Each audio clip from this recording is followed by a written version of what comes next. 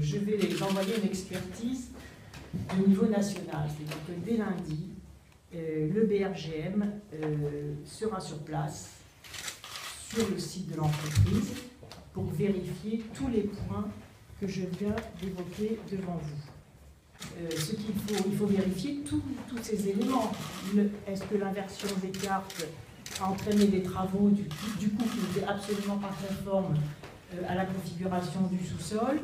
Est-ce que ce que dit l'entreprise sur ses sous-traitants effectivement fait courir un risque majeur en termes de santé publique et de pollution de l'eau, etc.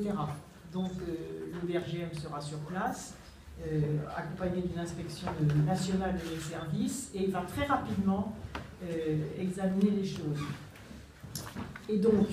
Et deuxièmement, ce que je souhaite, c'est que, comme je l'ai dit tout à l'heure, que nous attendions la décision de la Cour administrative d'appel de Nantes. Donc ces deux éléments-là sont en cours. Hein. C'est assez simple, hein, finalement, mais assez déterminé.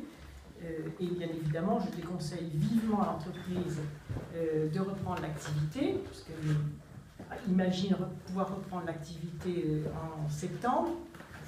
Je serais très surprise, et en tout cas, les services de mon ministère feront ce qu'il faut puisque nous aurons d'ici le mois de septembre les premiers éléments du BRGM.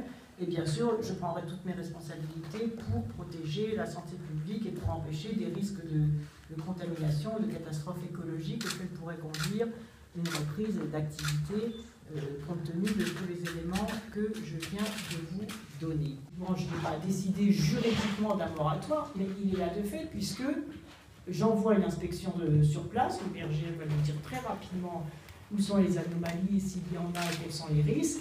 Et surtout, la Cour d'appel, auprès duquel, bien sûr, je vais déposer un mémoire avec l'ensemble des éléments dont je dispose, un mémoire qui va aller dans le sens de ce que demandent les associations, je ne vous le cache pas.